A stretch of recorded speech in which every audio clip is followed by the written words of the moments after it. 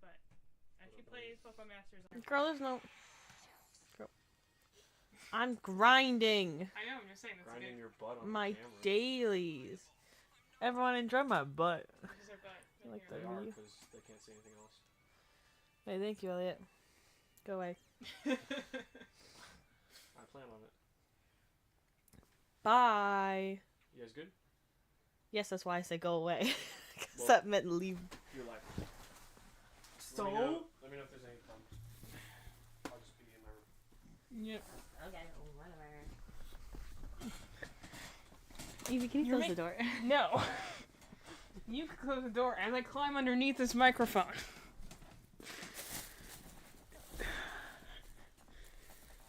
I don't know why I put us live so early. We don't need to be live. I need to goof around and touch buttons first. Well, you did do some goofing around. We got a good... So, I don't know. Did we put anything in our chat? Nope. Okay, well, I'm You gonna... know what? I think that's fine. I think we should just raw dog it today. We're awesome dogs. Got a dog down here that's pretty raw. Oh my god.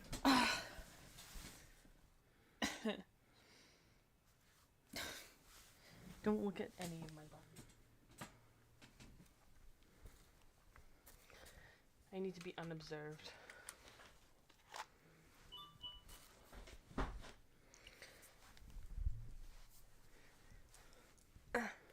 Okay, so we got people, at least hopefully on the way. I think we totally found this bed. Yes. Why don't you... Sorry. Pee-pee. So... Pee-pee's page. You can't see it on the screen, but I made my little guy's name Pee-pee. Click You on my did. user profile. You You did. did click on it.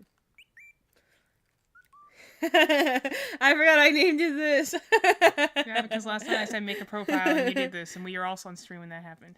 That's funny. That's a funny name. I feel like our camera's so off-centered right now. Looking comfy. We're trying to look I comfy am at the comfy. moment. That's kind of our handle. This is probably off-centered because people... Olivia was like, get out of my room, blah, blah, blah. Oh, I freaking broke it. Okay. Oh, I made it worse.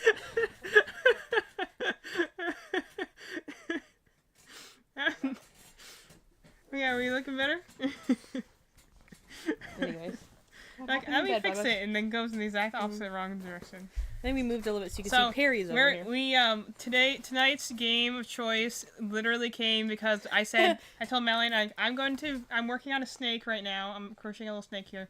And I told Mallory, I'm like, you're going to have to play it because I can't physically hold game controls at the same time as I'm holding a crochet hook. So I told Mallory, what do you want to play? So I grabbed like 5 games off my What shelf. do I want to thought, play? Nothing new. I want to go to bed. I'm tired. let me finish the story first, then complain. So I grabbed like... Me. Okay, you can't disrupt it then. Oh, shit. You want to talk? You're gonna talk because I'm not doing the talking. Yes, okay, go ahead.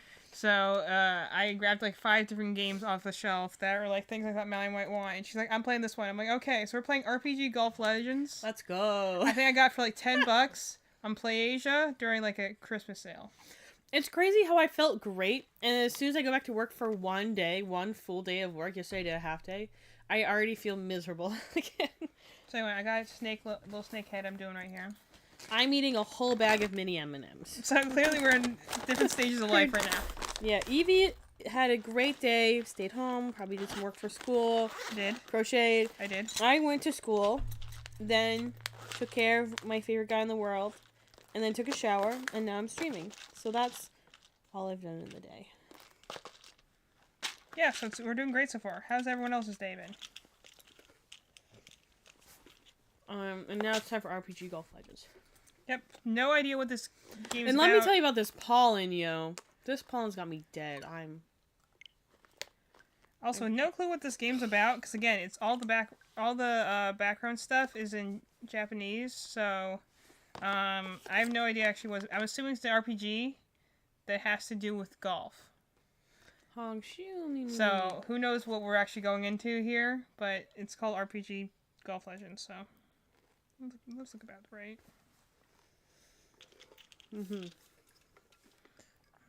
She's crocheting. I did nothing today, so That was pretty slay. You're always pretty slay though, Mallory. Mm-hmm. Or you're always pretty slain. Pretty slain. Yeah, I don't know about you guys, but this pollen, I went outside, and like my eyes all swelled up, and like I can't stop sneezing. Your eyes are swole. My eyes are freaking swole. I wish I was as swole as my eyes right now. I wish I was a freaking The beefcake pollen- like my eyes. And I've got pollen such a isn't bad that bad. pollen headache. Oh, I'm dying. Pollen is the worst. Can we all just agree with that? That, you know, like, we've had this with our mom earlier and be like, it's because, like, nothing died during the winter, so it's all alive and ready to, like, procreate with other plants, you know? Oh, it's awful. So I'm curious about, I am going to be really interested to see what this game's like, because I have no idea what we're going into. I think the loading screen's little putters right there. Look at pixel art. Okay.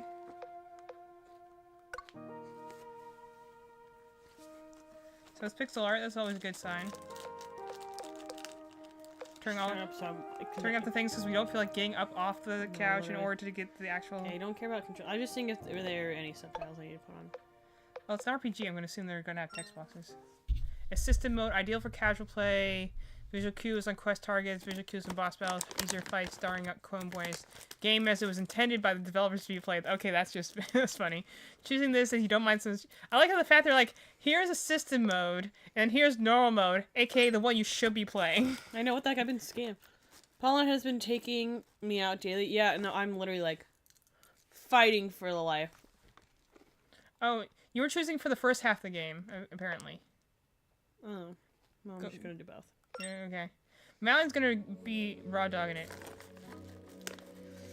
I'll summarize. Some girl, Monster Energy drinks, wanted to take over the sport of golf. And she said, I'm a Bang Energy girl.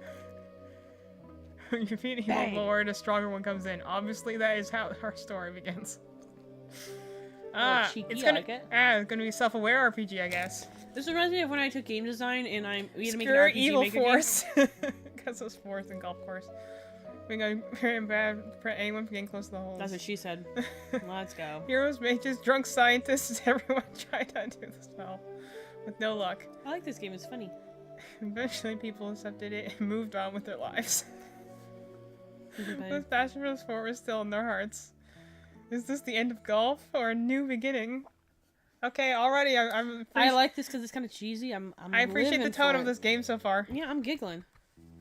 Good morning, sleepyhead. We're- We're playing Pokemon. We're playing Pokemon, but we're also playing Legend of Zelda based on our hearts at the top. Yeah, but that sprite looks exactly like a Pokemon character. This, I was gonna say, it reminds me of when I was in game design. We had to make an RPG maker game. This is that. Where did that voice coming from? And the sprite Did I doesn't just dream that? look. The sprite really doesn't look like you. That looks like Olivia. No, literally. I better get some fresh air. I like that she's country. And I miss streaming in Olivia's room. It was so comfy and easy. And she was like, I'm gonna come home all the time. Are you able to act now? Should I go to sleep? No. Yes, I sleep for 6 days in a row. Oh my god, Wow, you move Can I, fast. like, walk? No, I can only run. This is so RPG Maker. It's very cute. Well, This looks fragile. so that means you're gonna hit it with something. Yeah, hit it with You a gotta go hammer. get a golf club so you can beat it. Golf. A pee-pee poo-poo. A smaller hole ball. Me. I like that there's like the ancient tome of golf. Because golf has become a legend. And I, unironically, I don't know anything about golf. Like, not in like a funny way. I just really don't know. RPG or role-playing game. I actually just had to go in I had to just go and write like that definition because I did my paper proposal. So for those who are curious about what I did ultimately for my proposal, I'm going to be doing like a review, like sort of retrospective of the Fossil Fire series because I did just buy that. And I had to go and like look at the definition of like an RPG to use for my proposal because I have to be a little researchy about it. So I actually did just look at all that stuff. And also, I was peer reviewing. It reminds me of some... I have a teleporter, but there's nowhere to What am I go. supposed to be doing after that? I found a coin. You're going outside. Found a hella coins. Let's go. Well, you know, you've got hella coins, and you should use hella coins. That just reminds me. I did a lot of, and I did apply to be on a research team. I never ended up being on it. But, so, like, our thing is, like, so we just do our peer review things, and now I'm gonna wait for people to, like, go and, review on my things and see what they say about it. But I'm like, I like the fact that some people, like, you have some people who are going to be like, oh, okay, I'm writing something about, like, you know, a problem in modern society. I'm writing a screenplay. I'm gonna write something about business beings. I'm like, I'm gonna make a review of this dinosaur Pokemon-ish game.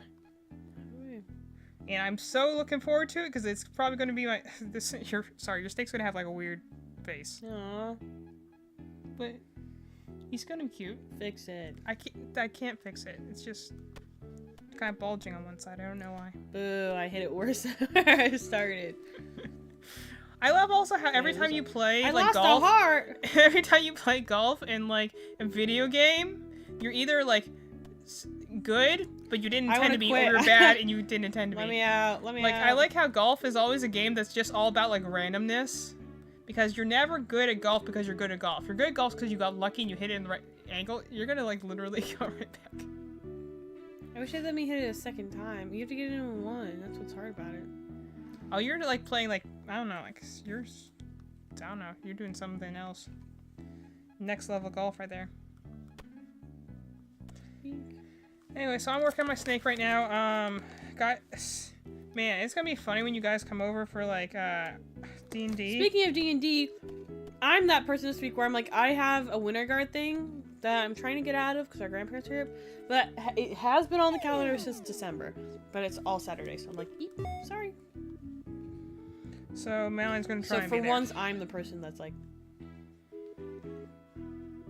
I'm the issue, but don't No, worry, I should but- be able to fix it. You're also someone who easily gets out of that sort of stuff, so it's no problem. I'm going to her relaxing fishing spot. Whenever you start a new quest, resume or previous one, a compass will appear telling you where to proceed in the story. Well, I'm going this way then, obviously. I do think the pixel art is very nice. I am not a big fan of pixel art, though. No, but I'm saying it's good looking pixel It is art. good looking pixel art, I would agree. Because I'm like, would you want to be playing this or you want to be playing Shadow Dragon? I can go fishing. Oh, I want to go to my favorite fishing spot right now. That's fair. Oh. Because I'm guessing you're on an island or something? Mm-hmm. Mollingdale? I like the cheek of this game, it's very funny. Jump rope, girl. Jumping hella ropes. Anyways, you were saying? No, I was just, I'm watching. No, I was just saying that, for when we go to have D&D, like, this weekend, just fair warning, if it seems like a lot in the basement, it's because I have a problem. I've gotten and also because Joann Fabrics had like 7% off all yarn, so yeah. Most people buy like 1 skein of yarn, you buy 3 skeins of yarn. I don't, how many do you think I have at this point? 60. I don't think I have that many. I was going to go for 40. 40? I thought it was 20. I was being goofy. Oh, I fell into the lava and Why would you died. jump into the lava? I didn't know it was lava. It's glowing red! This is Minecraft. This is so RPG Maker. I wonder if this is what they made it on. Probably. The assets look so similar. I love it a lot.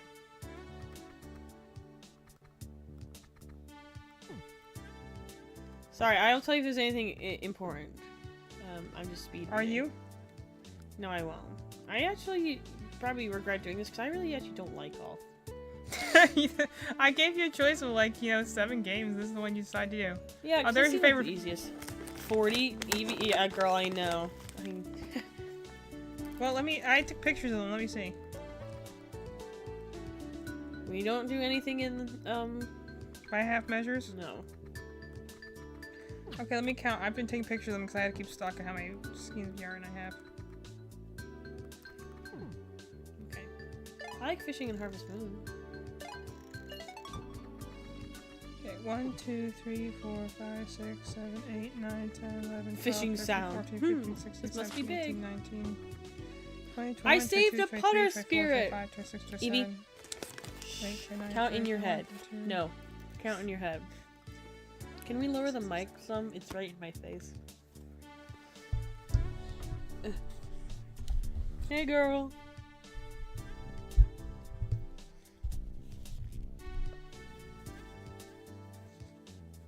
Okay, actually it is 60. But, Oh my god! Why do you have so many skeins of freaking yarn? well, because to be fair, not all of them are the same size. Like, recently we went to Hobby Lobby and got some that were, like, really small, so I got 2 of a couple colors. So this is gonna be, like, your Navi spirit, I assume. That's gonna, like... We could turn the microphone off.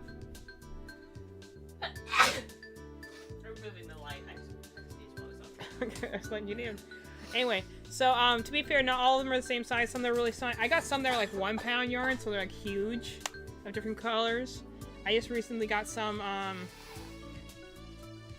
Okay, so yeah, to be fair, other people did drive me to the craft store. It's not like I went there myself. Nobody drives her to craft stores anymore.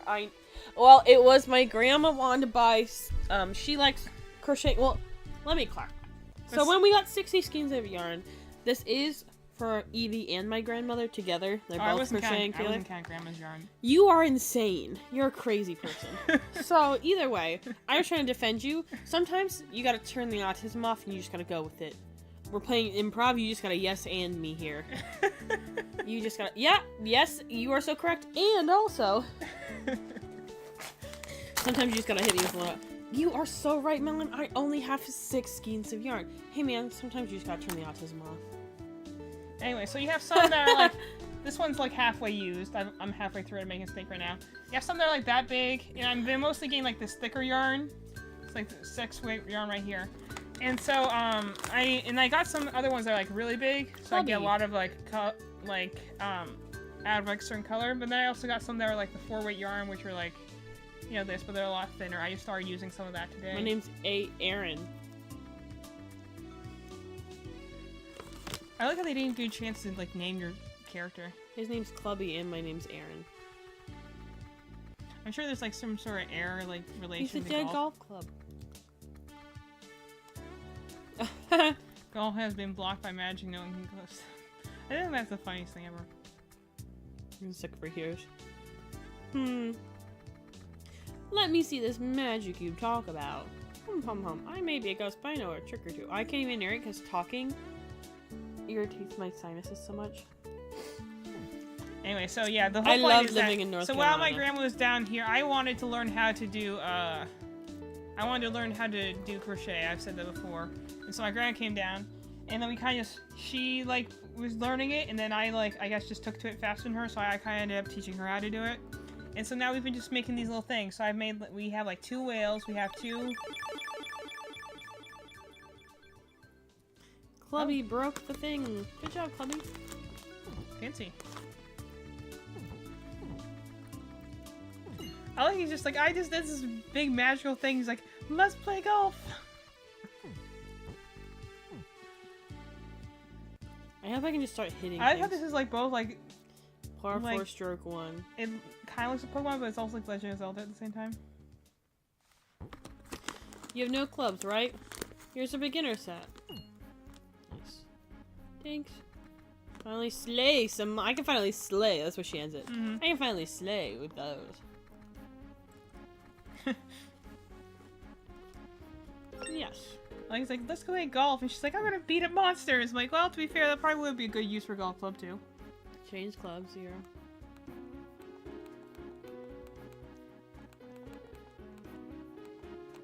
Oh my god. Oh my god, why are there so many of them? Move pointer L. Okay. Cancel B. Confirm A. Can view course. I gotta go all the way over freaking here? Yes, you have to go all the way Freaking over whack freaking it. there. B. So essentially, the thing is that also to be fair though, I'm always of the mentality of like, if I'm gonna do a lot of things, I'd rather buy in bulk than buy and like use it or not use it, as opposed to get something and play what they call yarn chicken with it, where you go and like, well, hope this is gonna match the thing I have later. There you go. Do I win? Not bad for a rookie. Nice. It's raining. Okay, so now you can go hit into the hole, and he's gonna teach you how to whack monsters. Nice. So essentially, and also like, you know, we need things like stuffing. I got crochet hooks, so I have like 6 or 7 crochet hooks. I miss! Rip. You missed the ball. I have bad reflexes. Nice. I like they respawned in the first. Is there any way I can... I like how there's only so much area you could have hit that with water, and you hit it anyway. There we go. That's not bad. That's probably be a pretty good thing. I can't wait to figure out how we're gonna do combat with this. That's gonna be great.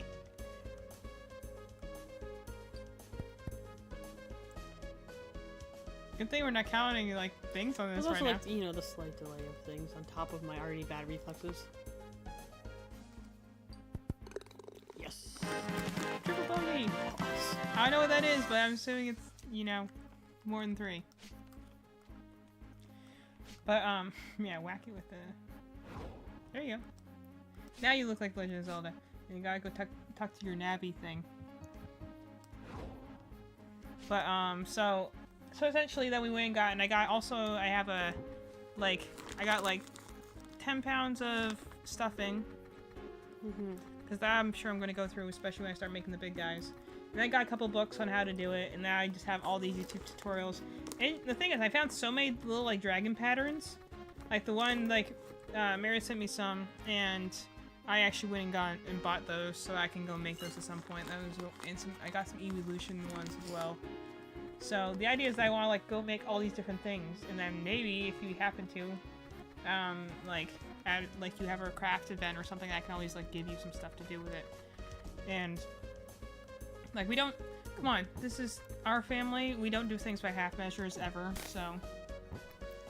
Also, I'm kind of just have taken to this pretty well, so I'm like... I just find so many different patterns I, like, want to try and, like, do, so... And I've just been right into a thing about, like, you know, crocheting lately. The biggest thing, though, that I have to... that, like, slows me down is that, like, I can only do it for so long before, like... Since there's, like, a little point... I don't know if you can see it. There's, like, a little point to the end of my hook here. So after a while, like after like a couple hours or so, like that just starts like from rubbing up against my fingers, starts to hurt, get sore. So I like Why I can don't only you get a finger guard? because I haven't. So I just honestly could probably just wrap a sock around it, but it's also on my thumb too. So it's like I think it's just because the way I do it.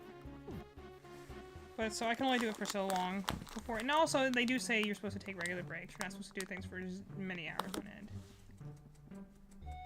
Ooh, our savior. I like, you brought back golf.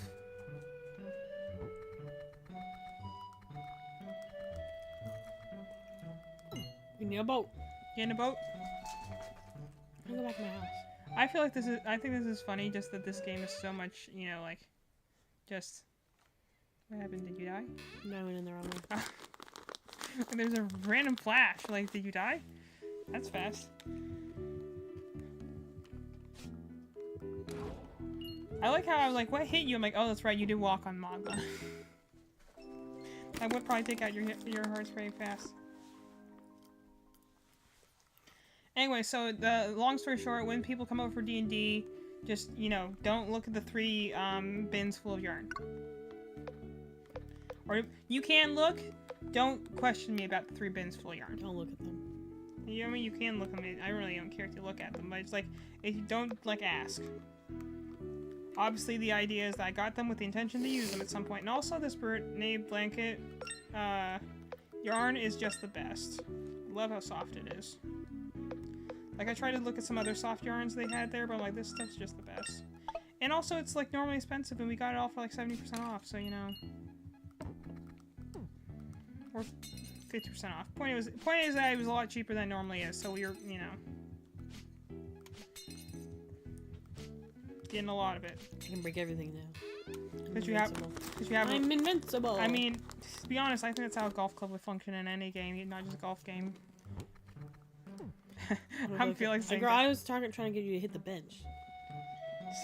Now you're in that stage of any RPG where you look how they cry when you hit them. Wow, you take a while to kill things. What are you possibly barking at, Perry? Anyway, so how's everyone else's life going? How's the week going? Malon's dying of pollen. I'm just crocheting a snake. We just had... On the plus side, I was looking at some more 3D prints with my dad, and we 3D printed a Mega Rayquaza. So we did like one round, like the Totoro dice thing, and then I was like, and now Mega Rayquaza from 0 to 100. For anyone who doesn't know, Rayquaza in Pokemon is the green like snake one with a lot of like very thin body and a lot of fine details, and Mega Rayquaza is just normal Rayquaza with 10 times more thin body and details. So, I was like, hey, if he can do Mega Rayquaza, we really can do anything. Yeah. Makerclaws is a very, like, particular Pokemon, that's for sure. So, yeah, Mally did that. She's been working on that downstairs. So, we're just crafting all over the place. Just, mine looks more like a hoarding obsession than hers does. Well, I haven't really been able to get to mine just because, Yeah, to be when fair, I do my crafts, I have to stay in this room because when I'm painting, I have all my paints up here and a lot of supplies. well, we do have our, like, 1,000 Pokemon cards downstairs, so. No, my Pokemon cards up here. Well, I mean, the point is we have, like, 1,000 Pokemon cards. Obviously, it's easier to have 1,000 Pokemon cards because they don't take up a ton of space than to have like 1,000 paintings. Nice paintings are looking good, though. I really like them. Anyway, so, let's see, what was kind of been happening recently. April Fool's was yesterday. We never did talk about the Pokemon Masters, event on that, by the way. With the whole, Yeah, that was cool. like, the game was possessed. Good It was, callback. yeah, it was very Lavender Town of them. Well, Lavender Town, the Secret Ghost Girl in Kalos, you know, all that fun stuff. Yeah, I wanted. At one point, they had like Volcano be possessed. That was pretty awesome. Yeah, I was just like, okay, creepy. I still think I find the Ditto one funnier. Just because the fact that everyone's like, so how are we ever going to tell Red apart? He doesn't say anything normally. That's funny. At least with the other ones, you're like, okay, well, Ditto can't talk. So even if there's a bunch of Ditto that look like people, they can't talk. But then like, oh no, how are we ever going to find the real Red? Those who don't know in Pokemon, Red is like the first protagonist of Pokemon. He's the player character in the first Pokemon game ever, and Pokemon Red. Yeah. Typically, the names of the Pokemon characters are named after what game they're from. Although they did kind of stop that habit after the first game. But like when you're looking at them from like, especially like the the manga, yeah. Well, that's the funny thing. They do it in some cases and they don't others. Like, for instance, they gave, like, what you would typically call Gold the name Ethan, but they just kept Silver as Silver. They never gave him a different name. Is that where Ethan's from? Yeah. I was like, who's Ethan? Ethan is this Gold. man? And then, like, you know, Chris is Crystal, obviously. But, and then Lyra would, you know, be the Soul Silver funny Crystal. because for forever, obviously that's the first game, because for forever I've always played as Lyrin is my Pokemon name because they never had a long enough thing for my name. I think it worked pretty well, though. It's a unique name. Are you playing Rock, Paper, Scissors?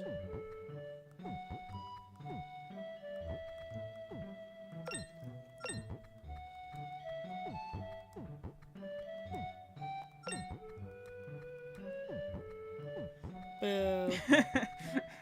Are you just gonna keep I'm choosing gonna choose Rock? until I win. I always start with a rock. Let's go, baby. There you go. I just like that. It's like Easy that's dubs. yeah, the most basic of RPG RNG elements. But anyway, so the point being is that Pokemon in at least especially in the manga, for instance, all the characters are named. So you have like, you know, you have Gold, Silver, Crystal, Red, Blue, and Yellow, and Green, and then let's see who else there was then you have Black and White, and then you had Diamond and Pearl and Platinum, and like they all. Well, it wasn't always necessarily their straight up their name. Like in the beginning, they were. It was like straight up. It was like, oh, okay, red, green, yellow. But then, like in the later ones, like in Sinnoh was where they most notably started doing it, because then you had like Diamond, who was actually referred to as Dia, and then you had like Lady Platinum Burlitz, but her for short Platinum. So and then like I think Black and White had something about that too. And then Ruby and Sapphire and Emerald. I never could understand. I remember Chris always really liked Emerald, and he was just. I hate the annoying kid character when they put that in the game. You know, where they're like, and especially because he was like someone who's like showing up Ruby and Sapphire, who just had a really emotional, like they are like the long lost lovers trope in a lot of ways because they're like Vibes. they are literally like the best friends who like, you know, had a life-changing event for each other, and then they've been looking for each other ever since. They're literally Phoenix and Edgeworth in a lot of ways. Shout out to people who love each other. So like Ruby and Sapphire were literally like Phoenix and Edgeworth just looking for each other, and so when they actually find each other at the end, you're just like, oh, thank you. And then Emerald's coming in, it's like, oh, that's so gross. You guys like each other, and I was like, shut up. They literally almost died for this. Ruby's dad did die, and Steven died.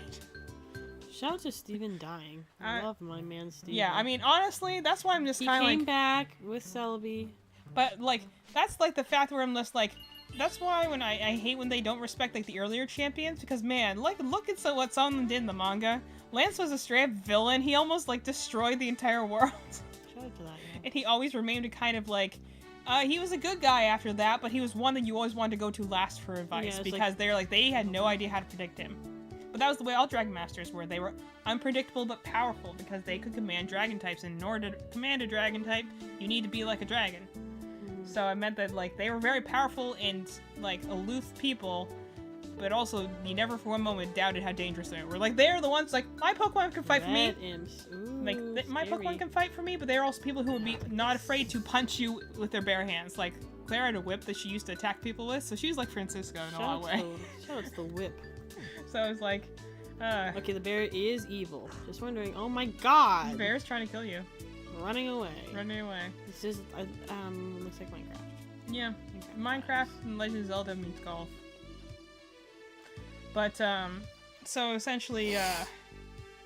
So we're I'm gonna supposed to be finding a boat. I just don't know where I'm going. So, point being is that in the Pokemon event last year, I liked the fact they had where there was like Dittos infiltrated, and so no one could tell who was the real people because they just were impersonating something. And so like Red was like they couldn't find because Red doesn't talk. That's the whole point. Is that his whole like line is ... Like when you can find him in the second game, Gold and Silver, and he doesn't speak because he's the player character. That's the whole point. So they kind of just kept that trait going on forward, which doesn't make a lot of sense because like other player characters can talk. It just became a quirk of Red alone. Because like when you think about it by that logic, any other like player character should also not talk. But you know. Makes him cool. It does make him cool because he is the legend. He was like, that's the thing is that he is the first player character. So in the second game, it's like you could beat the champion, but no, Red was a legend.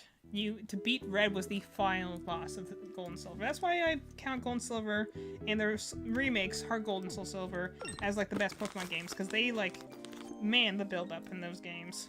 They're also very fun to Nuzlocke because they're just challenging enough. But they're not too challenging like playing Black and White where you're like, hey, let me see if I can get any of my Pokemon to live through this area because everything has Bide, and good luck trying to get through anything with Bide. Because if you don't kill it in the first 2 turns, it is definitely killing you after that. I lost so many Pokemon in my first White Nuzlocke just because of the move Bide. Like, don't you love when you're going into the second gym and you have 3 Pokemon? Yeah, I love that. I also love playing Nuzlocke. Yeah. I'll play a Nuzlocke on here at some point. I'm working on getting through my magic, but like, I'll play a Nuzlocke on here some point. I wish I knew how to get to that audience, because I know there are people who like watching Nuzlocks, but I'm like, I just don't know where that audience is. Oh, I ran past the boat. I'm so stupid. You were looking for the Dummy. boat? This is why they gave you the option of like directional arrows to tell you where to go next. Ah, You should have said that. I just found the cat. Well, now you know where it is. I just love this random island with magma in the middle of it. That's just awesome. Into the mines. Mines of Moria. What does that mean? It's from Lord of the Rings. Got snake head. Hey, if you have any crochet requests, put them in for Miss Evie. Or painting requests or 3D print requests. Oh my god, no. This is not what I wanted. Do you find a boss fight? Oh, you started a dungeon. Aren't you? Not on purpose. Jesus, I'm out of here. The little guys have investigated the thing. Like you're like, I think I just died. But anyway, so the last like April Fool's event I thought was really cool because you had those things, and the thing that I thought was funny for certain characters is that I remember all of them. I remember Red's. I thought was funny. Reddit said you should make all of our D&D characters. That is, Evie does have a book that has like characters in it. I was thinking about it. It's got like There stuff. actually is a book that's all about D&D characters. I will say that tinier things take longer because obviously it's you go through large yarn faster. So tiny things do take longer. But it's not out of the question. Not out of the question. I would be more in the fact like if you sound like a YouTube video and be like, hey, can you make this? I'm like, well, I'm like, let me try. I am still a believer, even though I'm kind of just going through these creatures and I pick things up pretty quickly. I am still a beginner by all intents and purposes. I'm not making like the super intense little dolls with, you know, sweaters and like ties and stuff that they show on some of these channels. She's made a whale and a snake. Yep, and I made a chicken. I also just recently finished like a chonky axolotl, so need to make some eyes for that guy because I forgot to put them in before I sewed his body up. I got this book of like chonky things that I'm making a lot of those. So those are fun to make. The biggest thing honestly that is gamey right now is sewing. I'm not particularly good at sewing. You just sew? Well, sometimes you have to sew the parts on. Like how do you think I got the things in my axolotl?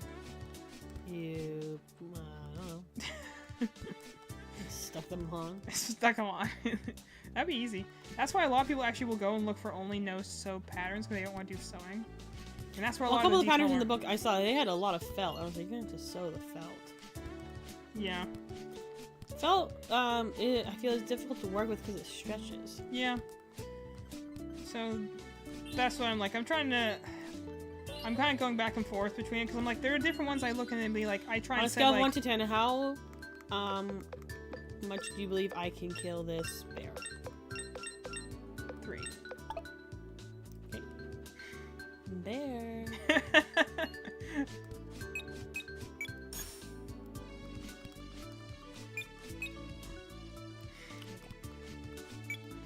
I just like the idea that you're like whacking a bear with a golf club.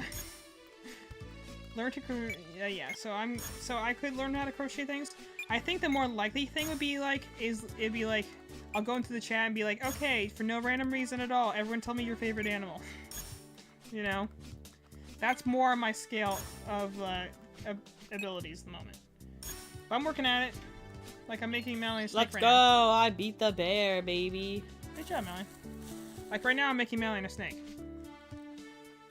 A snake and a snake. The snake's cute.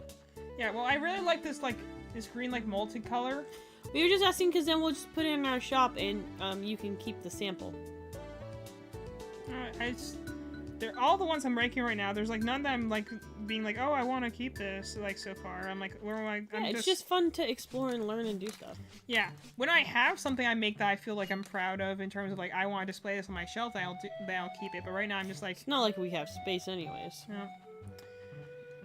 My ultimate goal is to be able to like, you know, I have a lot of dragon patterns I want to make, and I just don't have the Give me skill a for boat that. as a reward. I just love that. I just like, and they're so, I want to be able to get to the point where I have these dragon patterns. Or I got these really cute, like, evolution ones, but they're just like, you know, they're just using a lot of things that I just don't know how to do yet. Like, they'll be like, here, single crochet, back crochet, double crochet, and a treble crochet. Not to be confused with a triple crochet.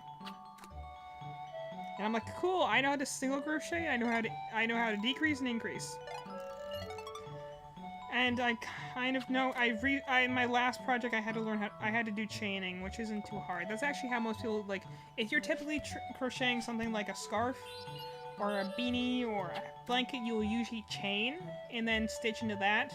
I'm doing what they call a magic circle, which means that you're going in around like this. So you can see I'm going in a circle. That's what you typically use for what I'm doing, which is amigurumi, which is Japanese for, like, yarn dolls or something like that. It's essentially just Japanese crochet. Because you say it in Japanese and it sounds so much cooler. That's the way it goes for everything, isn't it?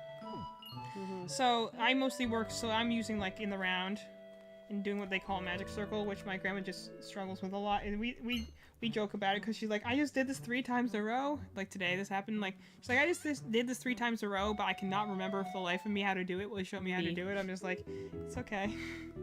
So to be fair, sometimes I'm doing this and I'll be like, what was I doing? Like sometimes you get into it and then you just stop and get out of that, like, you know, auto mode and you're like, wait, what was I doing? Crochet, what stitch am I on? See, I can do this while I'm talking right now because I know I'm just doing the same thing. I'm doing a single crochet all the way around, so I'll just keep doing this until I either run out of yarn or I choose to be done. Which Madeline said she wanted her snake really long, so I'm probably gonna run out of yarn. I want a big old long snake. I just found a pattern for a supersized snake that I'm gonna do. A Nagini snake. Like that's like twice the size of this one. Which, you know, crochet is not very hard, at least not to me. at least when you're doing only the singular things, the thing that like gets it honestly is the sewing. Sewing and detail work. Because honestly, is single crochet is the basic, and everything else is like a variation of a single crochet. So like, it's, you know, if you just look at it from that perspective, then nothing's terribly hard. You're just always doing a variation of the same thing. It's not like there's a lot more like precision work, and also for like knitting, for instance. And also knitting, if you make a mistake, it's much harder to fix. Crocheting, you make a mistake, you just keep pulling it out until you find your mistake. Like, it's called frogging, actually. I don't know why, but it's called frogging. I'm sorry, what? I was paying attention to everything. When you pull out the stitches in a crochet thing, it's called frogging. Cool. I remember looking it up for like why it was called that at some point. Don't remember what it is. So anyway, on other news, I forgot, I didn't finish my original thought. The reason I liked the original thought was about the April Fool's thing with Pokemon. Mm-hmm. No, I remember the thing I was like, I liked Red's and I liked Emmett's thing because his whole thing's like whenever he introduces himself, he says, "I am Emmett," and so that's why he's like, "I am Emmett, you are Emmett. What's going on right now?" And I think that's funny. So, yeah, we've said before, it's a good thing no one plays Pokemon, otherwise they, you know, someone else will put on to where I'm getting my, like, D&D inspiration way faster. No, literally. Our whole D&D campaign is inspired by the Unova... Unova? Hey, nail back. No, the Unova subway bosses. 100% dog. Well, there's a 10% of my own stuff in there. 100% and I have to actually have them in a subway. You guys are technically just in a train system that's not on above ground. But it's not actually like a subway system. But yeah, good thing that no one plays Pokemon in our group, because otherwise that would caught on to that way faster. In fact, I actually went and decided to go and like show everyone a video of like that was of them. You remember that one like Vocaloid song? I also think it's funny that I was seeing a video the other day where everyone's like saying about like, you know, like even if you don't know what Vocaloid is, like everyone like has heard a Vocaloid song before, and you'll be like, no, I haven't. I'm like, no, everyone has. Whether you're aware of it or not, everyone's listened to a Vocaloid song. At the very least, it's like it'd probably be something like Nyan Cat. Or, like, you know, something else along the way that you'll be like, I didn't realize that was a Vocaloid song. And so for, like, in my case, obviously I heard Nyan Cat before, but it was that one, like, Subway Master's, animation. I always wondered, like, oh, I assumed it was an anime opening? No, it was a Vocaloid song. It's from Deco 27, you know? Like, and once I knew what their name was, I forks. Never understand the symbolatry in their stuff. Symbolatry? Hey, yeah, girl. I actually like that word better than, symbolism. Giant crab. Giant crab.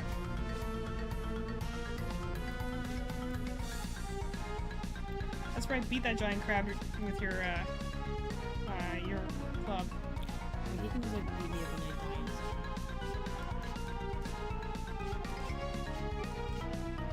I wonder if this would be an easier game to play if you have like any Legend of Zelda experience, because I personally don't.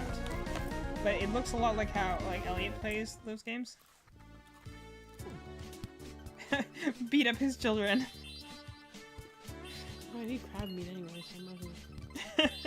I was like, I wonder why this guy's angry with me. It's like, it's not because I kill all of his brethren. But, I watched this animation thing, and, I mean, looking at the lyrics of the original song, the whole idea is that someone who's essentially, like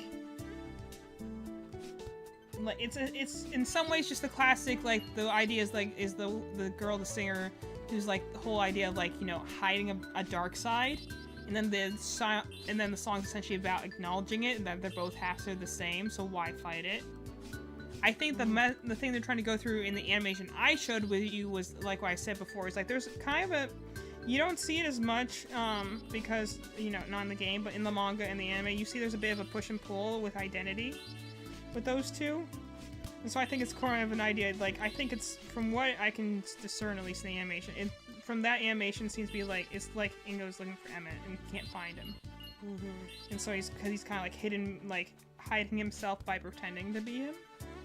Since otherwise there's, like, no discernible difference between the two of them, and so, like, the whole, like, song's meaning shifts into the idea of, like, okay, it's not, like, instead of a dark side, it's like, oh no, you still exist, we're not we may look identical, but we're not the same person, and that's okay. You know, it's, as much as they go and do the typical twin thing of like completing each other's sentences and being like, you know, identical and stuff like that, they are distinctively different personalities. They just also happen to be, you know, both be autistic and have the same interests. So Shout out to autism. there's so many autistic characters, and you know. Do I not have enough freaking crab meat? How much crab meat do I need? Is he making like a buffet or something? How much do you need? King crab. You have to kill the guy that killed you. How do I kill the king crab? I don't know, just duck and weave. I need a freaking boat. Can I get off this island? So I Let guess me just off. Oh, I just had to like walk in. I'm not super smart. They really gotta spell everything out for me. Otherwise, this is why you should have done the casual mode. I did text the village elder. I can't defeat the king crab. I'm too weak. Well, I think you just have to do like a duck and weave sort of thing, where you just like hit him and run. I was ducking and weaving. Well, go and heal yourself up first and try again. So essentially, like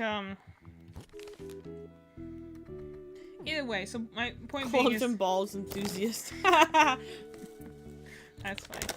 So point being is that like if anyone in our group played Pokemon even slightly as avidly as we did, they would have caught on to that way faster. Even I don't think anyone in our group plays it at all. Like even in the least amount. Well, DJ apparently has a curse that goes along with that, so. I think he's got a curse that goes along with him. Yes. I think if there was ever a competition for like who might legitimately have a supernatural curse on them, it'd be DJ for getting his stuff stolen and Christian for being late. That's true. Because they're like have almost like a thing where like there's no way that this happens so many times by just random coincidence, but it does. Mm-hmm. So yeah, every time DJ's tried to play Pokemon, apparently whatever system he had it on got stolen. But he did manage to play on Switch, and he didn't get Switch a stolen. lot of his stuff got stolen though. To be fair. Yeah, to be fair, that's also the reason why like he was making a campaign for me, because he's like, I'm gonna get you past your third session, and so we got to the third session. We're ready for session 4, and then his car got broken into, and all of his D&D stuff got stolen. So fun story. That's why I had a D&D course for a while until I started running a group, because I'd be like, hey, I can get to the third session and either something catastrophic would happen Freya, leave Perry alone. that would stop it. Perry, stay here. I just heard him growling, so I don't want them to fight. Yeah, leave her alone, Perry. Perry, you stay here. Yeah, get out of your little pounce position. Lay down. Or he just thinks he's such a dumb fight.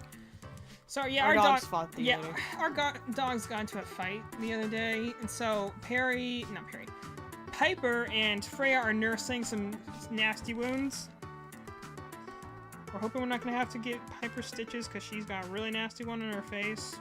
But yay! And Perry definitely instigated because he can be such an ornery old man sometimes. Anyway, so the point being is that like it is funny though, like because I remember in high school, like the way I like before marching band obviously, the way I made conversation with other people was I talked about Pokemon, because that I realized was like the common nerd language. Like you could find someone who like was into video games by just seeing like, okay, do they know what Pokemon is? Because everyone knows what Pokemon is, even if they're not really into it.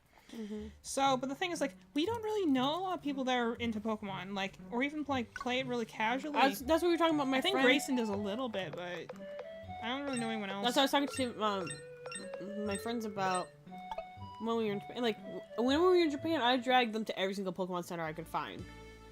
Because I really wanted, but none of them, like, they know some Pokemon, but pretty much none of them were, like, actually interested in the Pokemon stuff.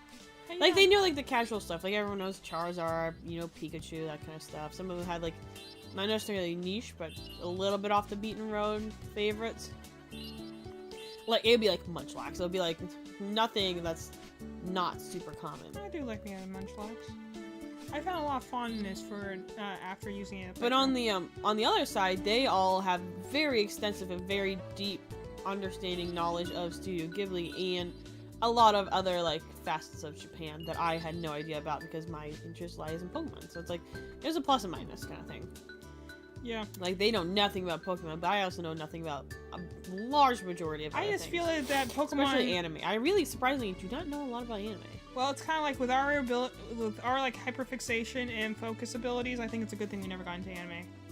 I do watch anime sometimes, but Because it's a lot of emotions to. You gotta go and through also, a lot of emotions. my whole theory about it. Here's my snake. Here we're going. My whole theory about it is that like because we were so into so many other things that like just absorbed our focus. Like I'm into writing, I'm into art, I'm into video games, like hardcore. Like I don't have time to do anime, you know? I like anime. I don't like. Like the I like feelings- it. Well, the thing is, I don't mind watching it, and I have the time. I don't like the feelings it gives me. It makes me feel things, and so many animes have so much sadness in them. I'm Yeah. like, For some reason, all the best like rated animes, like 'cause you can watch anything. And, you know, so we're not, because anime is, like, not a genre, it's an art form, so obviously there's all sorts of different, like, genres and things you can do. You can find silly things, but the point is, all the highly rated anime, all the ones that you're going to hear about from other people that you need to watch, are always so sad. I get it. They're Like always, Jujutsu they're always Kaisen, just, they're, yeah. Or just your Demon Slayer one. Demon Slayer was. Hey, to be fair, that one is sad. I'll give you that one. Everybody dies. I mean, My Hero Academia here has gone really dark. My Hero Academia, Olivia knows that one. I watched the first 4 seasons and then I kind of fell off because I heard they went to a war arc. And one thing I don't want to see in any more animes is I don't want to see a war arc. I'm so tired of seeing everything's a war arc. I don't want to Unless see a it's war like arc Fire anymore. Emblem War arc, in which case, like, the whole point Well, is about building bonds. It's not Yeah, about so killing that's people. different. I was talking about like Avengers did like a war arc and stuff. Like I'm just Civil War arc is what you mean. Where they have to go and kill everyone. yeah, it's more like a super mega destructive. No clear good guys, no clear bad. Like the bad guys are so strong. There's such a low chance of the good guys prevailing. That's the kind of So like every Transformers movie? yeah, really. My Hero Academia just apparently got really dark, and then they started killing off main characters. And I was like, eh. See, that's the thing is that like that's kind of the thing that keeps us away from anime because the most anime we've watched recently have been like video game based anime or like slice of life anime because otherwise when festival time. when you're watching them you're kind of like all the highly rated stuff at least you're always like I just want to like you obviously want to see conflict, you want to see them earn their happy ending, but you also want to know they're going to get a happy ending, you know? Like, I remember I watched the season, the first season of My Happy Marriage because I was curious, and it was good, but also like, man, they had to fight and bite and scratch for every inch of good thing in that. Like when they did it, you felt great, but then you're like, you could never be content. Like, you knew that the story ended good because that was the whole point. The first episode was like, oh, this is talking about in hindsight. I'm, like, the narrator, the main character, she's in a good place by the time she's telling the story. But the point is, you're seeing her, like, she was, like, the most abused, traumatized Cinderella character ever. And, like... Sometimes I don't need the trauma. Sometimes you don't need that. But, in, like, that was the whole thing. It's like, I enjoyed it, like, at some points, because I also like the romance that it's around is great. I love her, like, love interest guy. But the point was there are also some points where, like, because I told you, he's very similar to Takumi in a lot of ways, just with a little bit more, like, maturity and not as like, angry, but very similar in personality. And so, like, I don't know, there's a point where I'm like, okay, I'm glad that he's there for her and he gives her space, but there's also a point where, like, okay, girl, can you, like, throw him a bone so he doesn't seem like he's giving you all this stuff, he's doing his best to come out of his shell because he was a shy person too, and you're just over there, like, half dying because of some sort of, like, dream power you have. I'm like, can you give him something? This doesn't feel like an equal relationship right now. Because that's the other thing you have to know is that you have a little, that's the thing. It's like sometimes you're looking at a story and you want to just enjoy it as a story, but sometimes your immersion breaks and you start thinking about like, hey, can the author give them a break here? Can the, like, like you and I know this. You have like different like, stereotypes like with female characters. Like we talk about like, for instance, like the young like dragon child, you know? Mm-hmm. There's certain things that people just like having in stories for no like logical reason. And you just have to accept that, like, oh, that's just a trope that people like to have. And you're like, oh, all right, fine, we'll just let it happen. But you're still going there and being like, this still annoys me. So it's kind of like one of those things where I'm like, okay, I know that she's like the soft, like, you know, damaged person who's going to get strong later on. But you're also kind of like, can we get to the point where she does that a little sooner here? We're already like 20 episodes in. Oh, 20 is a lot. 24 episodes. I want to watch season. the. And they ended with him in a coma, and I'm just like, what the heck? Also, I think anime might not be for me. You know what I think is Danmei? Dame. It's the one book I read that my friend recommended me. It's all about the glory of life and stuff, you know, about the glory of love, and it's all super romanticized. Hey, Doesn't that one have the anime too? sign me up. Yeah, which is like a Donghua, I think? Donghua? Because I remember seeing Heaven's Official Blessings on Netflix. It is. It did get a thing. You should watch it and then, you know, give us your review on stream. I want to watch it soon, but right now it's only got, I think, 1 season out? Yeah. Which is just like the first book. How did I die?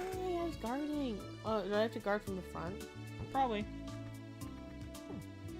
I assume that if you're holding a club in front of you, it wouldn't guard from I the went back. back to my last pre-save. Well, you still got your crab meats. That's good. Sorry, that was my last save. Do I need to heal? No, I'm just gonna go fight. Yeah, like you're like, I'm just gonna go and kill people anyway. It doesn't matter that I'm on 1 health. I think you should go heal. I'm gonna go all the way back to my house. Well, yeah, but... Yeah, I can just whack this guy against the seashore. I like how you're just going and like hitting him. I just also just picture you like this, you know, like Olivia sort of like in her track uniform, just with a golf club, just wailing on something. Wailing, dog. Murdering Like this guy. blood in like on your face because you nearly died and you're just like going crazy. Thou shalt not pass. And she's just okay. Like, okay.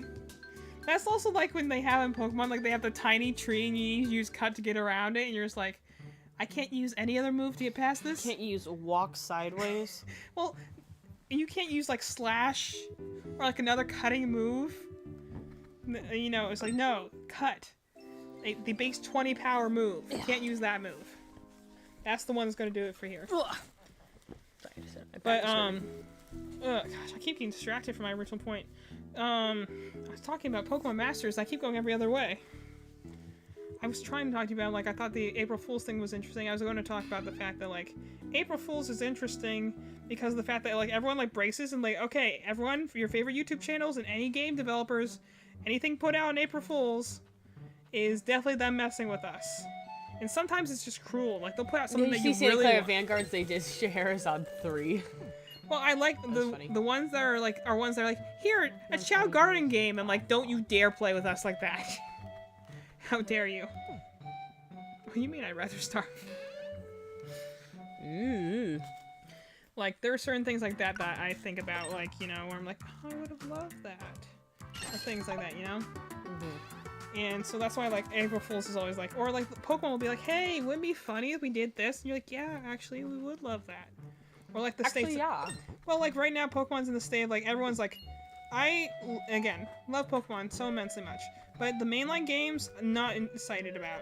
Like the next mainline game, it's gonna have to be really good looking, and it better not be an open world game, unless they go and get a developer who knows how to make open world games, because they clearly didn't. The game was a mess, and it's empty and lifeless, and I'm just so over open world games. I've not played one I've enjoyed. Not a true, what they call true open world games. Like, ones that I like that people are like, oh, those aren't actually open world games, are like Legends Arceus, Sonic Frontiers, ones that have like, do have loading screens in between their areas. But I enjoyed those. I have not played Breath of the Wild, to be fair. I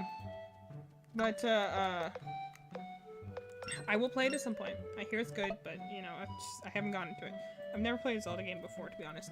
But, like, I see so many open world games and just be like, these just look big and empty. And also, to be fair, I tried playing Genshin Impact and all I could think about was like, wow, I know the later areas look cool, but this first area has nothing in it.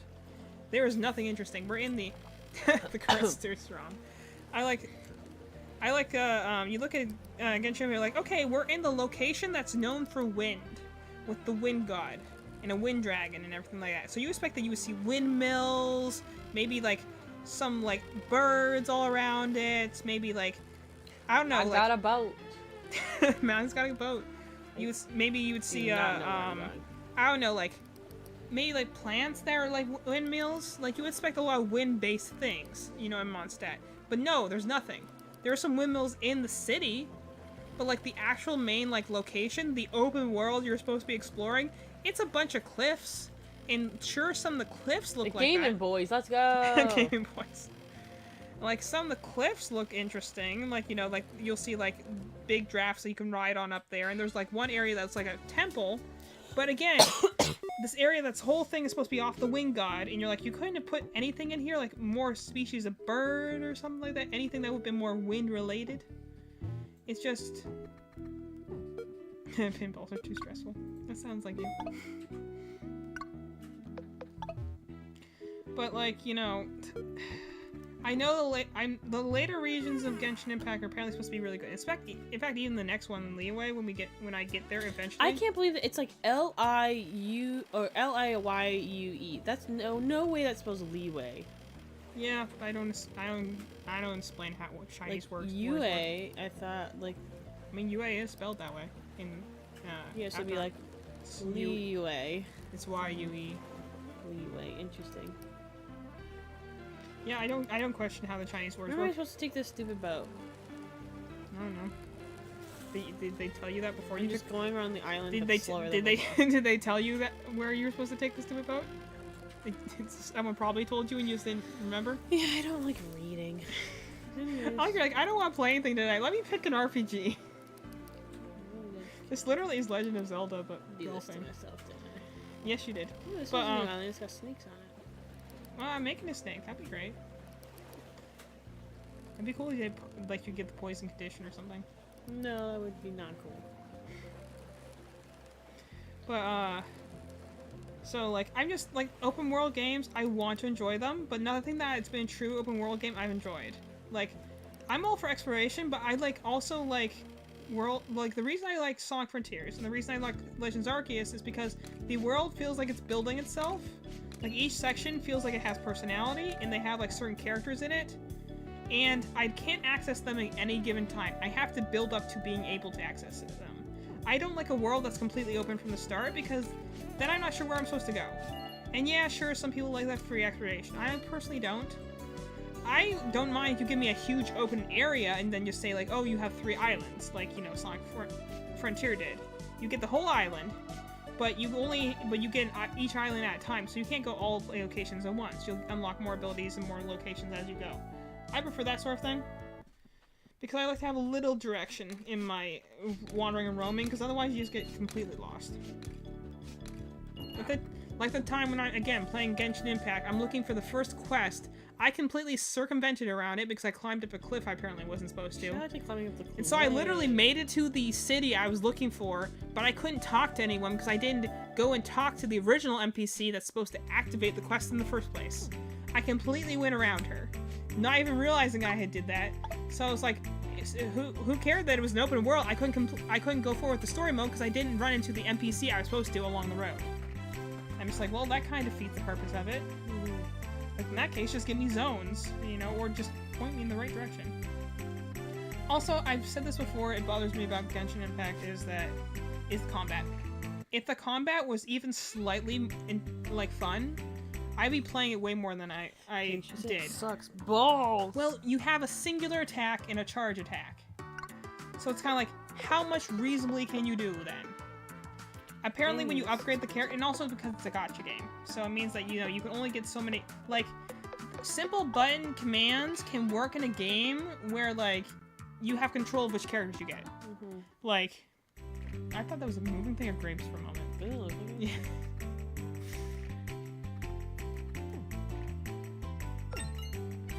So, it's essentially like, if you have, like, for instance, like, let's look at, like, Madeline's thing right now, you know, she has a single attack screen and stuff like that, which is fine, because she can't play anyone else. And the enemies are for that, but in Genshin Impact, so you start with a certain amount of, like, regular characters. But the better characters, obviously, are the ones you're gonna pull for. Yeah, like New Villette, who they just released. He's hot. I did spend money getting him. When we play Genshin on stream, which we will do at some point, when we are in the mood for a longer stream, we will play that, and we will be using the characters that I've pulled up until that point, and we're just gonna, Mal will give you a brief summary on what the story's been up until then, and we're just gonna go forward. Because I'm not starting a new game, because I'm already annoyed. And I'm sorry, I have nothing against Venti as a character, but it bothers me so much he sounds like a Sonic character, but he's not, his voice actress is not a Sonic character. Like, I don't know what, is she's just trying to imitate Tails or something, but that lady, whatever she's trying to do, Venti sounds like he should be in a Sonic game, and it bugs the heck out of me, because I'm just like, this is...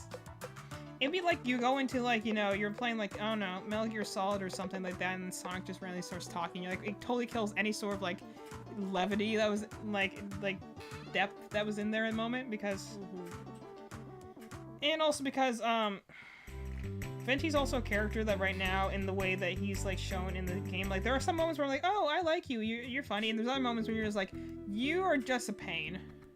Like, you know, it kind of, that's the other thing that reminds me of Sonic characters, that sometimes you're like, okay, funny, and other times you're like, okay, that was the kid joke in there because we had to have a kid joke in there, isn't it? Yeah, like this is cringe. Yeah, that's the problem.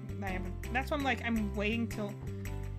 And that's, again, the other problem with it, is that, like, the quests they're giving you are like, oh no, we're under attack, there's a dragon trying to kill us, and then as soon as you're not in the quest, like, oh no, the sun's shining, we're fine. Let's go collect some books for someone, and you're like, if the world's under attack, maybe keep that atmosphere up so I feel some sort of, like, pressure to complete this quest instead of doing what I did do, which was like, okay, I'm gonna go kill some like, hill trolls for the 40th time. And by the way, they only had one enemy type in the whole dang region for Mondstadt. And I'm just like, sure, we have the ice variant, the electric variant, the fire variant, and the slimes of those 3 elements. And you're just like, not a single air one. We're in the dang wind region. And there's not even wind this guy's things. house. I also like that we're Beautiful playing a house. different game, and I'm ranting about Genshin Impact right now. I'm not gonna have anything to rant about when we actually play the game then. That's fine. I think you should keep praying, because I'm just gonna explore this area a bit, and then I'm probably gonna be done, because I'm pollened out. Well, yeah, whenever you're done, we'll time out, but there's how much snake I got so far. Oh, you're doing a good job. I got like a, I don't know about a snake. It's like a little arm gauntlet looking thing. Yeah.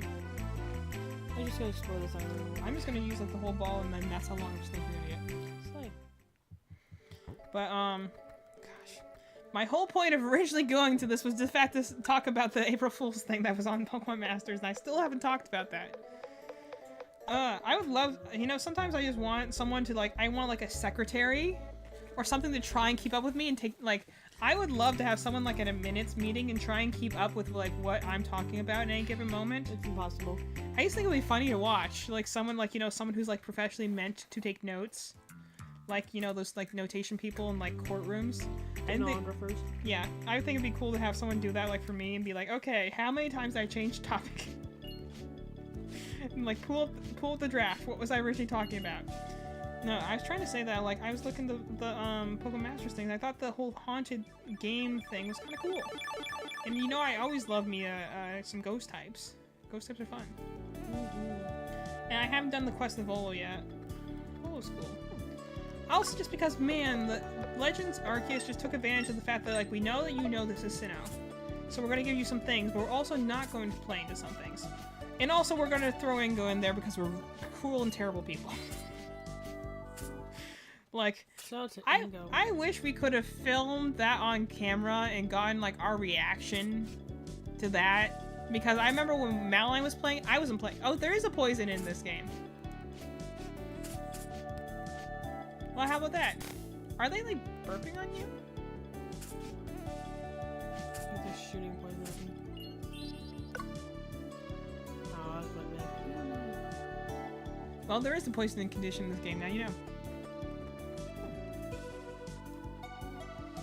Faster, little girl, run. This is probably why your character only runs. Because you're asking for her, like, why she runs. I'm like, that's probably why the character only runs. Faster. Anyway, but, I remember that just is, like, one of my most distinctive memories of, like, Legends Arceus, is this the fact that, like, up until that point, you've been running into ancestors of other characters, so you're like, oh, this person looks like this person. They're probably their ancestor, and so we're like, oh, hey, this person looks like the Subway Master. Like, that's cool. Again, we were confused because we're like, oh, okay, that's weird having Unova character in the Sinnoh region, but then they're like, oh no, this is the actual guy. And we're like, okay, way less cool now. that's sad now.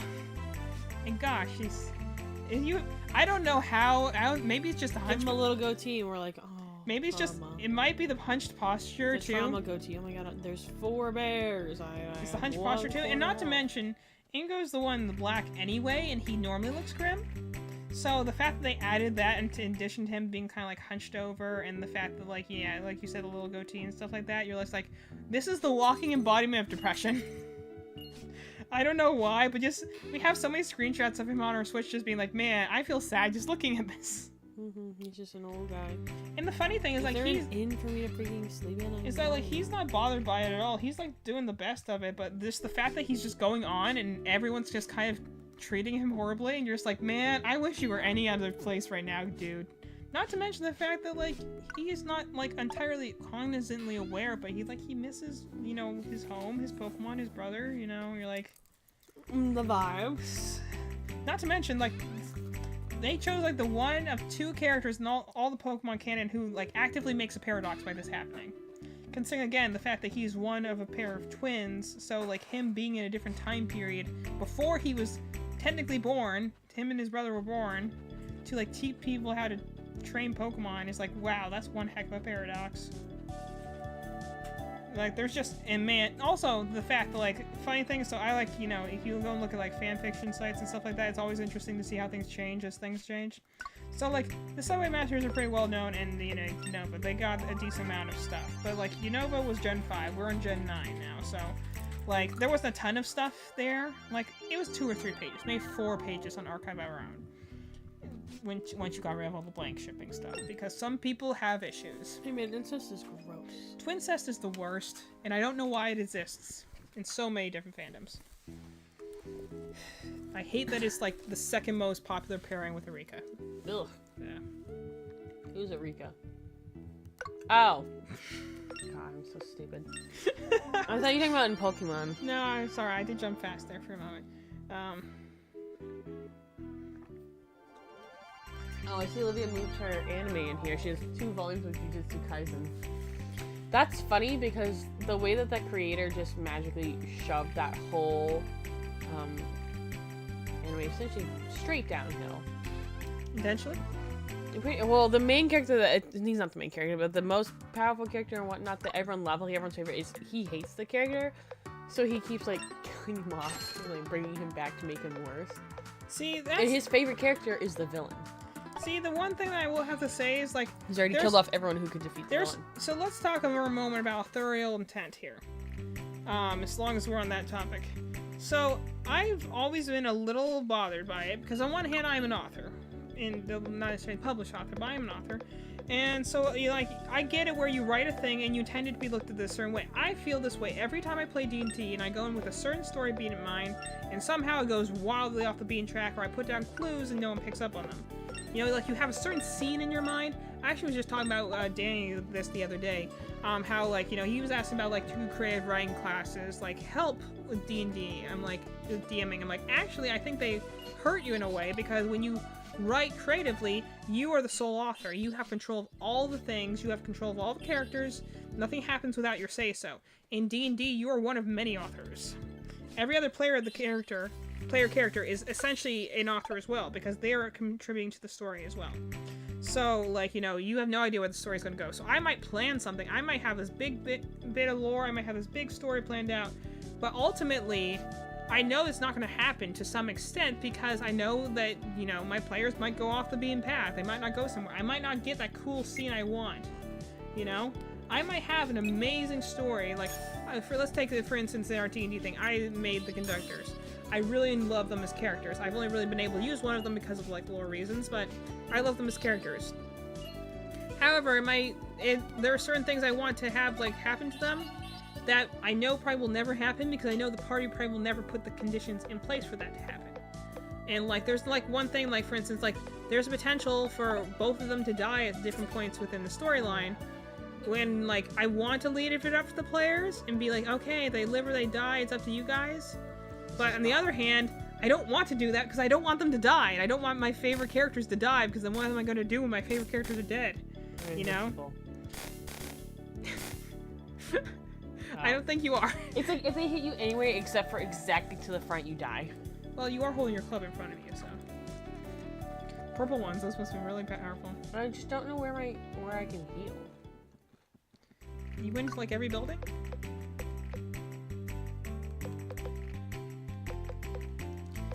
You should, I mean, in hindsight, we should have put casual mode on.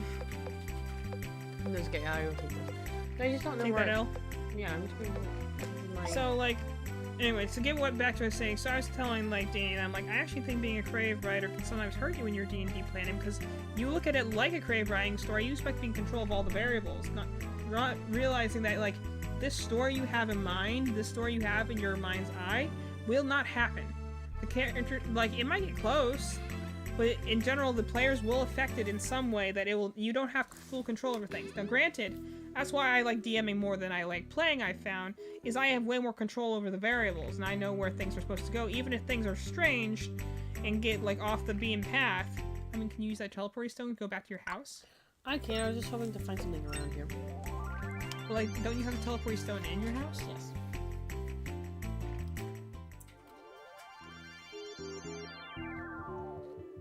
That's probably why they put it there. There might not be anything there. Probs. But, you know, like, so if you're a creator, right, or trying to be a DM, it can be hard sometimes because you have a certain thing in mind and you're just like, oh, well, I can't do that because my players might do it differently. Like, for instance, again, no, not calling anyone out here, but, like, for instance, Twy is one of our characters. She has one of the conductors as her patron.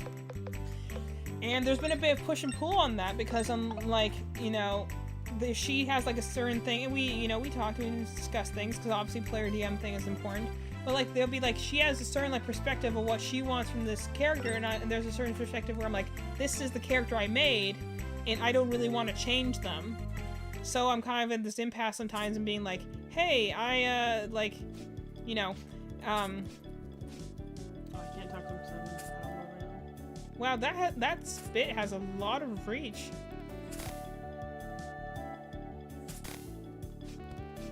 Like, that has a lot of range. That thing goes on for a while. Look at it, it's still going. You know. Normally, the projectiles go away with it. But essentially, so, like, she'd go and be like, oh, I want my character to have this, like, dad-like relationship with this character. I'm like, well, I wish you didn't say that, because this is the one character who doesn't have the capacity to love.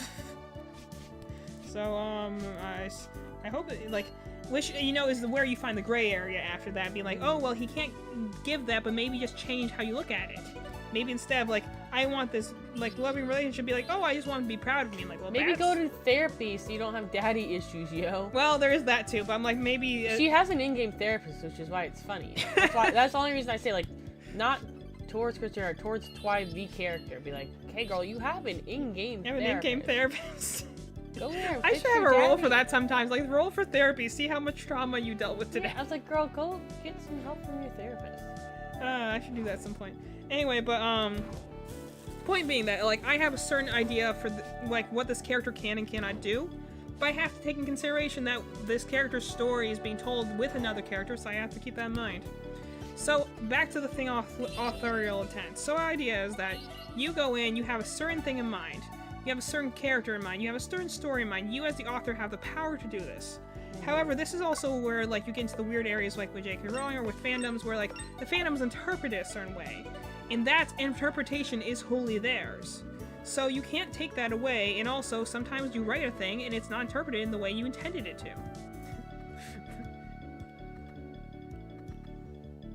to. That's so relatable.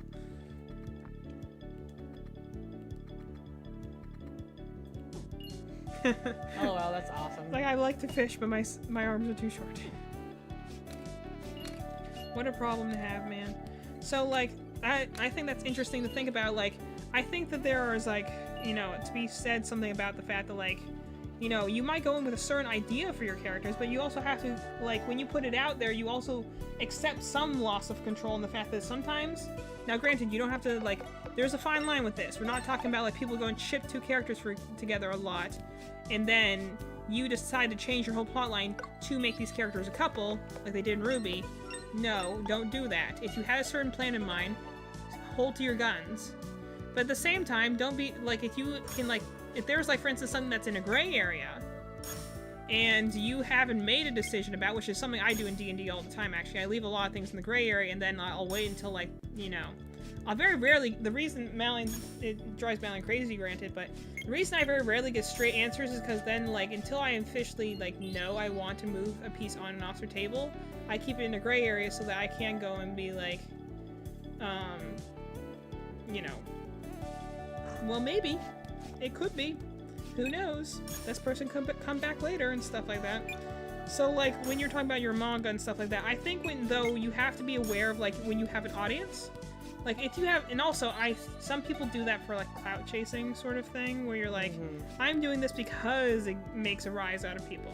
And personally, I mean, there's some YouTubers like that, there's some Twitch streamers like that who are like, I have this personality, this holy vitriolic personality, because that's my character. I'm like, well, I mean, okay. And then, like, I saw one of the people like that who was in, like, you know, one of, like, FNAF players, you know, like Fiznom, I think it was, who, like, you know, they have this vitriolic personality, and then they get into, like, a situation where it wasn't their fault, but because of their very vitriolic personality in the first place, a lot of people didn't believe them. So even though he probably was in the right, the fact that, like, his whole persona online is being a jerk, so it did look like he was the villain in that case, attacking the other person, because he had that history. So I'm like, you can have characters like that, but I don't think that's ever a good idea, because that will always come back to you. Especially if you're on Twitter. Which just, you know, if you want a happy life and you're a social media influencer or anything like that, just don't do Twitter. Or, like, don't, like, post anything about your life. Even then, you know, people still push you to do that. Don't do Twitter. Yeah, we don't need to. If you're an influencer that's on YouTube or anything like that, I don't know, do YouTube Shorts or something. Don't do Twitter. You're his ass of trouble. Yeah, in general. So, like, you know, if you have, like, I think if you have manga like that, where I think, like, that probably is part of it, like, he's doing it because he knows people, like, probably are frustrated by that, but, like, if you have a thing where you genuinely hate a character that everyone else comes to love, maybe you find a middle ground where you don't necessarily, like the character, but you can't get to where you don't hate them as much, to the point where you're like, okay, let me, like, you know, let me at least try and play with this a little bit, you know? Like, you might make them into something that makes sense, instead of being like, I'm doing this just to tick people off. And if your, like, favorite is, like... Because also, you can have, like, for instance, let's switch tracks a little bit to, like, for instance, Hazbin Hotel. So Vizzy Pop's, like, her two favorite characters, at least in the Hazbin universe, are Angel Dust and Alistair. They're her favorite designed characters, at least. And so, but, like, you know, they fall into some gray areas in terms of, like, you know, especially in the pilot, where their motivations are. I mean, Angel Death has a lot more redeemability, especially in the main show, because you can see him kind of changing, but, you know, like, Alistair's whole thing is, like, people are like, well, he's not a villain. People who say he's a villain, no.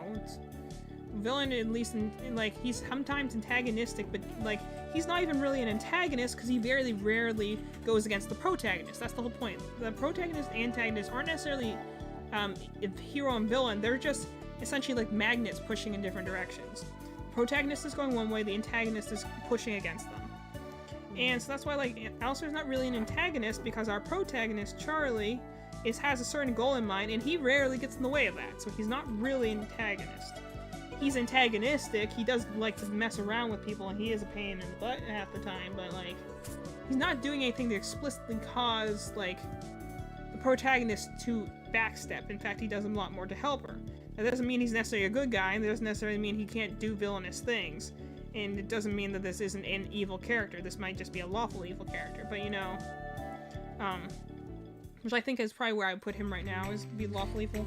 But, meaning, like, they are evil, but, like, they'll do things to help their own goals, which means even helping, you know, the other side. Tell him man I sorry. Who's that? She says, tell him man I'm sorry. That she almost got killed by imps.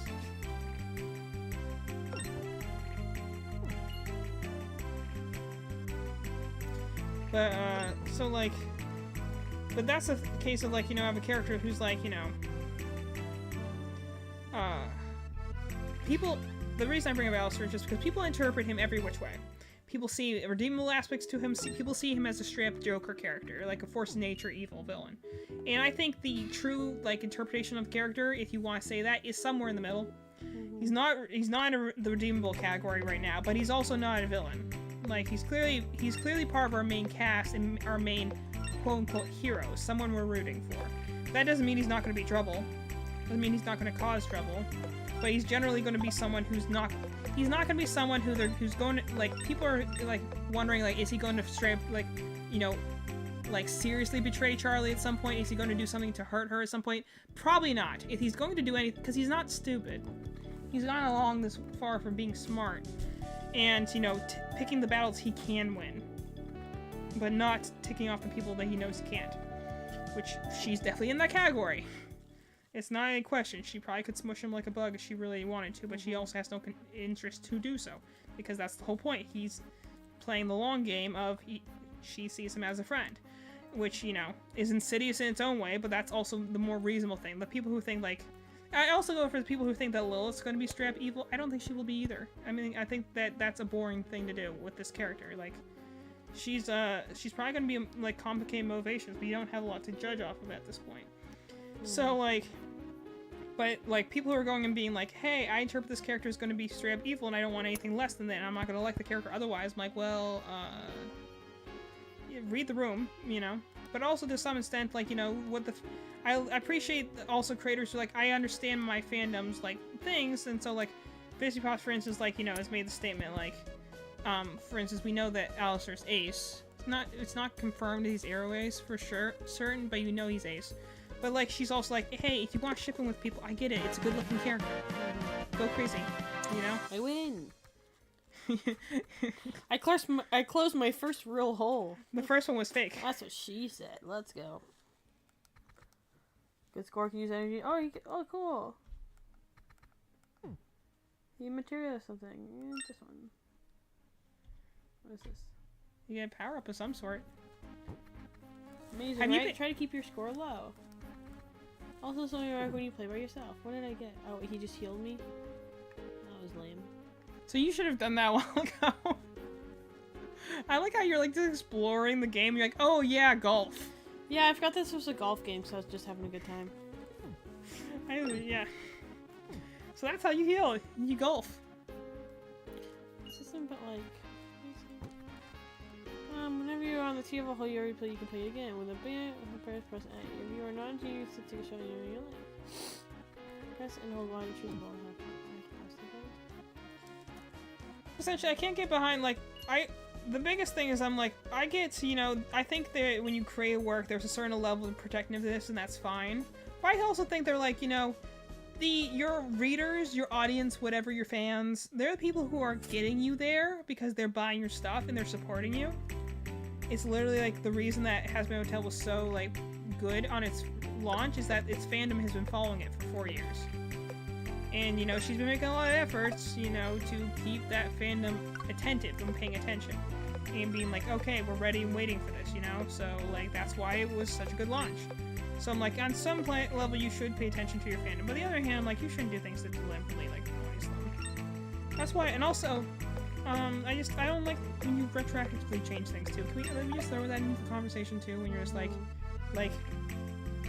I was watching a random video, and someone brought up, like, you know, we were talking about, like, gay characters or something. And someone brought up, like how they didn't like when you have representation that isn't actually representation, or it's hard, or it's, like, you know, riskless representation, like saying, like, Dumbledore's gay and stuff like that. Like, yeah, he always was. We don't see that anywhere in the books, but yeah, and low-key, he was kind of evil, honestly. Thoughts on Dumbledore being the villain in Harry Potter? Thoughts?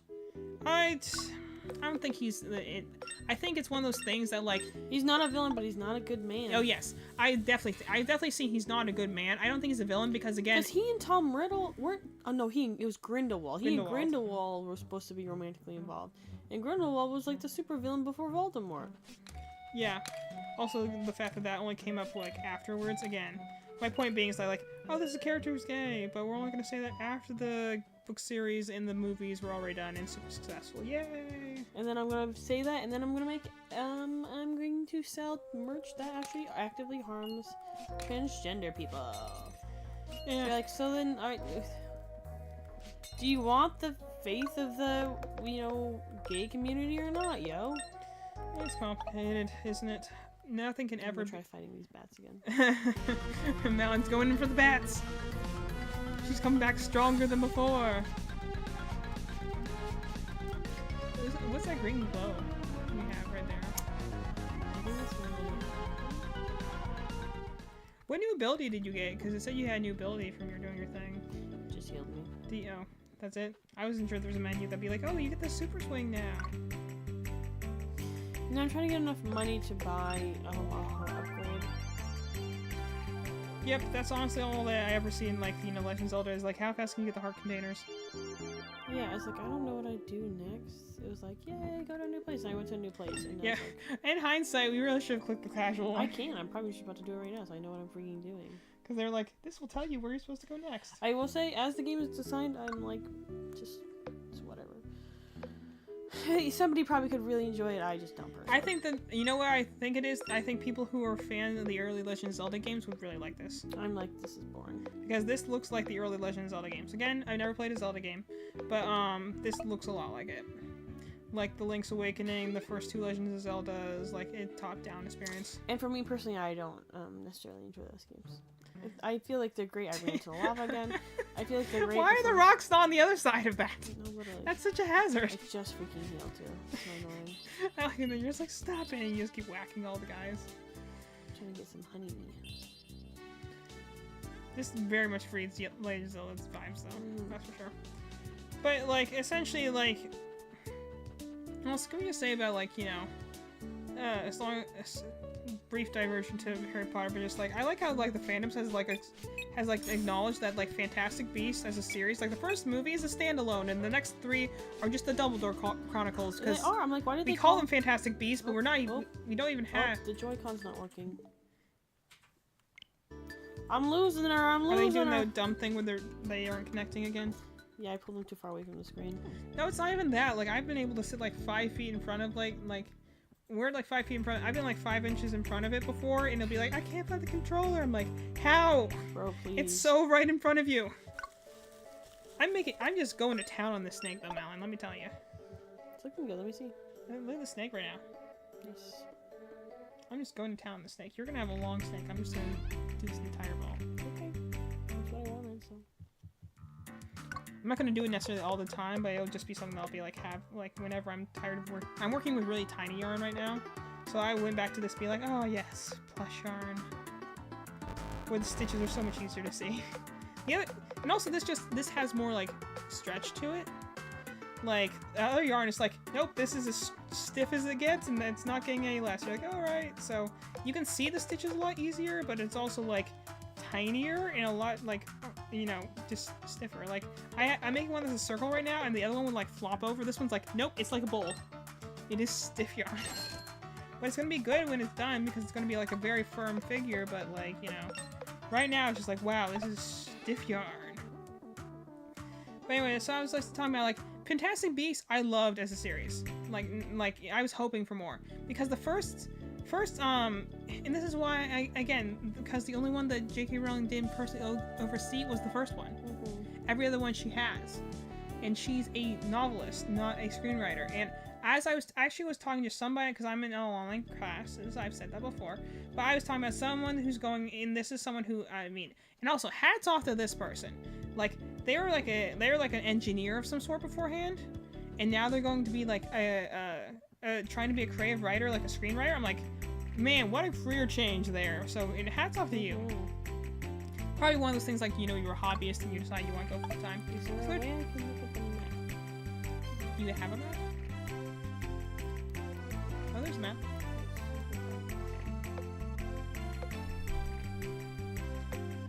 I think also in RPGs, the menus is make or break on a lot of things. It's like, how easily can you access the menus? Oh, you have a fast travel thing? Nice. Because I guess you haven't activated the stone thing of that thing over there. But I'm trying to find somewhere to freaking. I was hoping it would show me a map of the town so I knew where to heal. Because what I don't like about pixel art is the same. I have the same gripe with Pokemon, very much so. It all looks the same, so I never know where I'm freaking going. Yep, that's fair. I just want to heal, but there's no inn. I mean, and I can't find like a bigger map to see where. So I'm just gonna raw dog it with half a heart. you're really determined not to go home. Yeah, I'm bored of doing that. Now I have a gas mask. Maybe that'll help you with the snakes. Slave.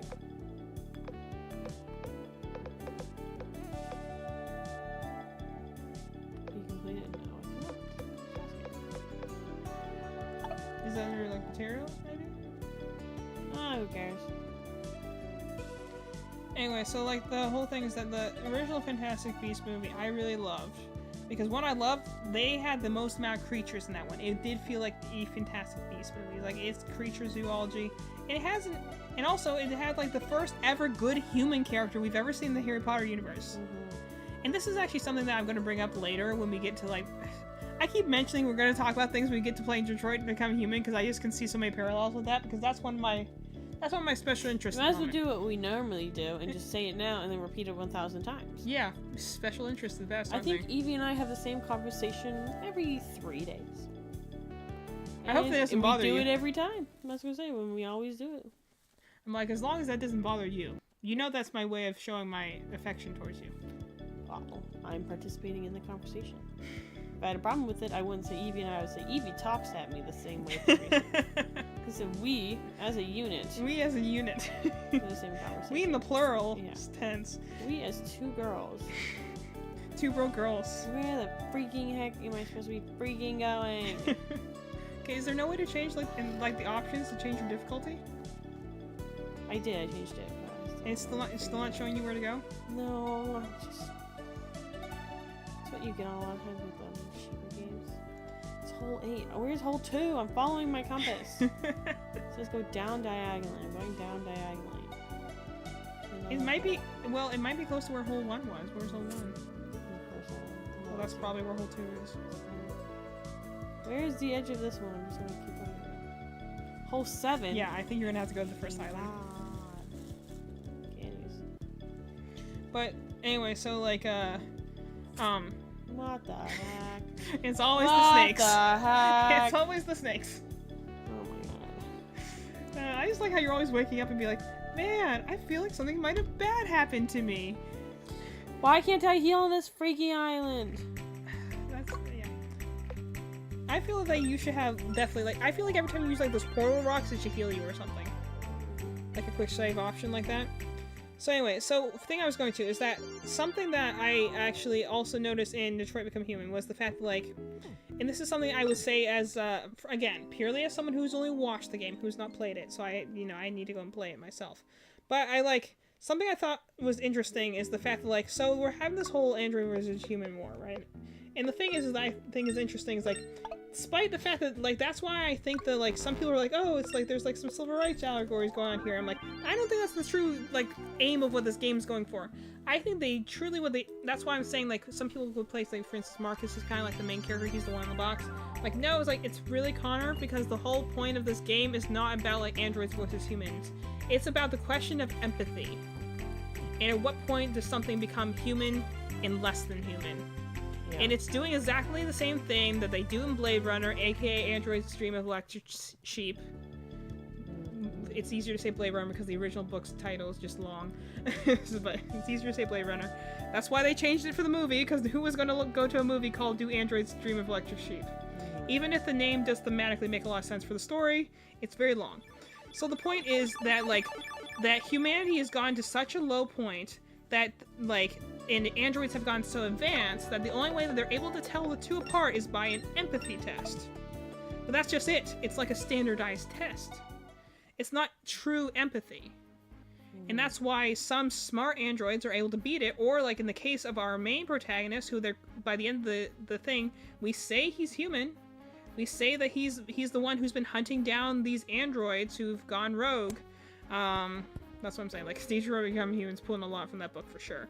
But, like, at the end of the game, there's a question, is he an android? Would he know? He's the one who's been doing this test, so he knows how to fake it. He knows how to beat the test, and he actually has, like, a moment of, like, reflection where he wonders, would he beat the test? If he tried to do the test, would he pass it? Would he register as human? Like, would he, because there are definitely, they've shown some androids who don't know they're androids. There's no way to tell, besides, killing them. So, and at that point it's dead, so it doesn't matter if it was a human or an android, And I like that kind of idea that they have of the idea of empathy. That's the thing that separates the humans from the machines. Because at that point, humanity's gone so low, they no longer have enough empathy to pass the test half the time. While meanwhile, we have androids that are getting like, you know, so advanced that they can pass it sometimes. And that was the whole question. I think that's the true thing Detroit Become Human is asking, is the empathy question of, you know, which is more in Connor's storyline than it is the other two storylines, which, I mean, it's in Cars too, but Marcus's whole thing is, like, they're talking about, like, oh, I mean, I saw some people, because the thing is, I saw some people online talking about, like, you know, and granted, it's, some of them I only watched the thumbnails because I was just based on the thumbnails, and they're saying, oh, this thing is bad, or wasted opportunity, or a horrible civil rights allegory. I'm like, I don't think this game was trying to be a civil rights allegory. I think this game was trying to tell something else, and people just got stuck on that aspect of it. Which, granted, they do make very strong in one of the storylines. They clearly are trying to go for that angle too, but I think its stronger angle it's going for is the empathy angle of, like, well, what qualifies as human, truly. Especially when you have something that is, like, Jacksepticeye briefly brings up in his playthrough, where he's like, imagine, like, think of the ramifications of that, where you have, essentially, machines that act, behave, and, like humans, look like humans, and in some cases of, like, caretaker models, can even have, like, emotional relationships with, like, kids and stuff like that. Where do you draw the line? Especially, and if you have a humanity that's grown up with these machines, and they continue to treat them like we would our phones, for instance. You know, like, does that mean that humanity over time has less empathy because now they treat these human-looking things like machines, like lesser than them? When do they start treating humans, straight up humans, like that? When do you start to lose? Because that's the whole reason that we like anthropomorphizing things. It's because of our empathy. We want to see a friendly face in things. So at what point, because of androids, do, like, humans become less empathetic? Because if they are used to, on a daily basis, interacting with things that look, act, and sound like humans every day, and yet treating them like trash, at what point does that, like, kind of, you know, transfer over to humans? Where, you know, like, regular humans you treat like trash because you're so used to doing it otherwise. I'm like, now that's an interesting question.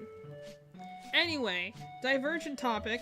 The point I was originally trying to make with that is that, so in that game, you have this whole thing where this kind of this, for at least some of the path lines, there's this whole, like, human versus android thing, right?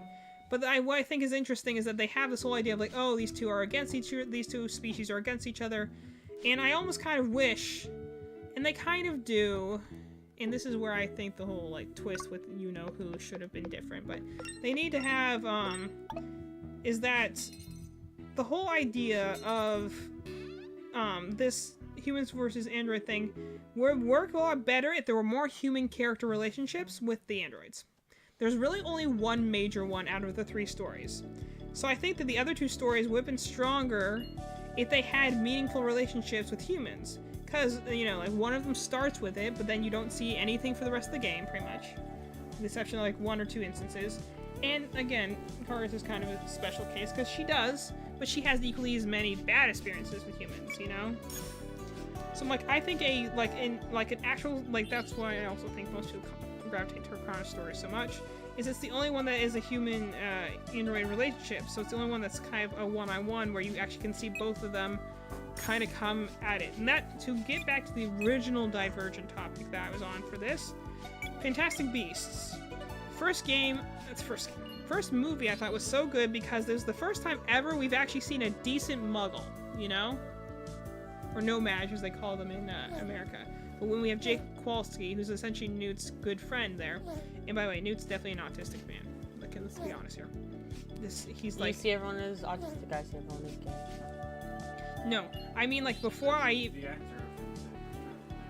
No, I agree, but I'm just saying I like that Evie gravitates towards autistic characters. Yeah, that's you fair. see yourself in them. That's fair. That's accurate. But it's also just because the fact, like, I've seen that interview as well. Yes, I have seen that. Yes, I agree. Because like, he never makes eye contact. He relates way more to creatures than he does to humans. He's clearly missing out on things. He's kind of shy and introverted. He doesn't like being touched. Especially in the end when you see his whole thing with, like, you know, Tina's trying to give him, like, his love interest is trying to give him a hug, and he doesn't, like, react to that, so she just kind of, like, fixes his scarf, because that's her way, and he just does it. He reacts back by, like, he can't give a hug, but he just kind of fixes her hair.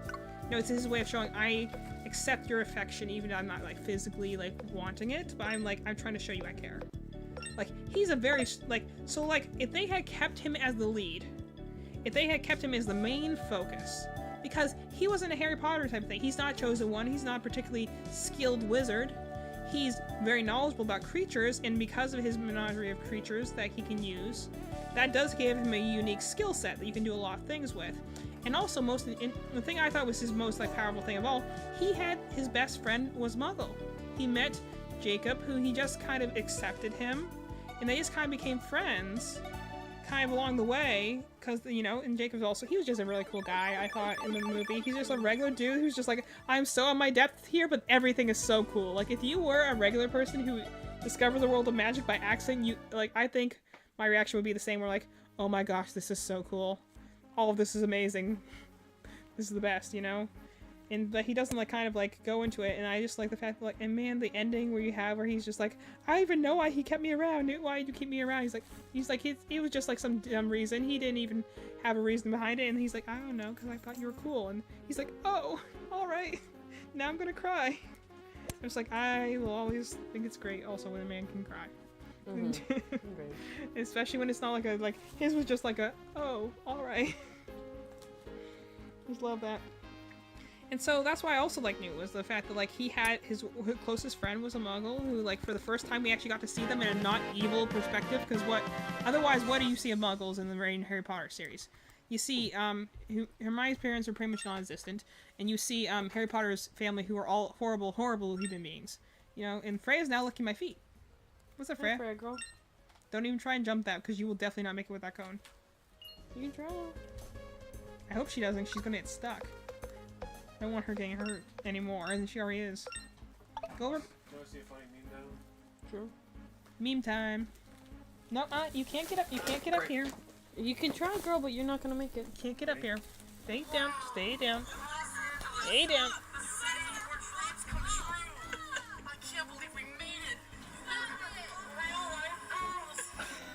Real life girls. You sound like an animated person.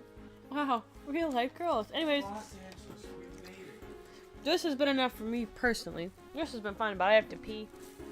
And I'm EP. Okay, so I guess we're calling off here. So this is Final Snake Length in about however many hours. I've been having a good time with this game. It's been fun. So we might revisit this next week. And then obviously we'll try and be back here on Thursday. I'll be doing my probably solo stream. I'll probably be painting in that corner over there. And I'll be continuing on my game. And then we'll I actually have rehearsal Thursday, so I will not even be home. Matt will be here in spirit. Boo, I'll be in Wakefield. Boo. Matt will be here in spirit. But, so, essentially, yeah, we might play this next week, because you said you were enjoying yourself, and I'll keep crocheting. Wow. So, good time, good conversations, and stuff like that. Melanie's now behind me. I hope everyone enjoyed it. Sometimes we just have sometimes you have last week where I couldn't think of anything to say, and then there's sometimes this week where I'm just I can think of so many things to say, and I'm just, The vibe of this month will probably be like this, just because we're in that final grind, baby. Rising grind. Well, yeah. At least until the pollen dies down a little bit. Pollen is. It's also funny considering your show is literally about dandelions. It is. I feel like that's almost poetic justice in a lot of ways. But, so, we're going to... Yeah, so we'll do my Magic Thursday. We'll be back Tuesday with this game, probably. And we'll see those who are here probably on Saturday for D&D. It's for just, I have to get D&D secrets for those who tune in, because that's secretive. We're probably going to do a, just to let you guys know, I'll talk about more on Thursday. We're probably going to do a, kind of filler-ish episode, because it sounds like people still have some stuff they want to do before we hit the festival. The festival itself will be a bit of an encounter, so, I don't want to shove that all into one thing. We'll kind of play it by ear, see how it goes. But anyway, I've had fun talking tonight. I crocheted a lot of snake. Melanie played golf and got killed by lava and snakes and birds and bees and bats and other things. But we talked about Pokemon, we talked about Fantastic Beasts, we talked about manga, we talked about Hazbin Hotel. I would love for someone, I'll make you a crocheted animal. I'd love for someone in one of our streams when I really get going to just try and make a bingo card or something. Make a bingo card of the different topics I bring up. Like, based off of what I My talk bingo about. card would be like, is too sleepy, gets angry at game, But I would love for someone to make like a big bingo card based on all the subjects I tend to bring up, and then you see. talks about boobs. That'd be on mine. We did have that on our bingo card at one point. Yeah. But like, I'd love for someone to just put on a bunch of different topics and then just be like, Evie says this, Evie talks about this, Evie's changed subject in the last 30 seconds. Like, I would love for someone to make a bingo card for that. And maybe I'll make you like a little chicken or something. I don't know. Or I want to learn how... Danny and I will play until you wins. That would actually be really funny. I'd love to see what bingo cards you put on. we would love... If you guys make a bingo cards, it must be at least 5 by 5 You can do squares. whatever you want. I'll make you a small object. Okay, But anyway, so we're gonna log off tonight. So I It's gotta been a go good pee. time. Mountain's gotta go potty. Yeah, you do. We've had a good time though. We've had a good amount of conversation tonight. Melanie got to get her putter on, and you know, we nothing broke. Good job, us. I'm making a snake. So we'll see you guys all on Thursday then. Okay, Melanie, I think you have to get up to go and turn the thing off. Sorry, the cadets just filed for bankruptcy. After they moved to our hometown, then they're like, now we're folding forever. The eerie curse got to them. Part of it was their financial person sucked. The other part of it was Erie, Pennsylvania. sexual assault lawsuit. In Erie, Pennsylvania. 1986. Well, that's because the cadets were really stinky.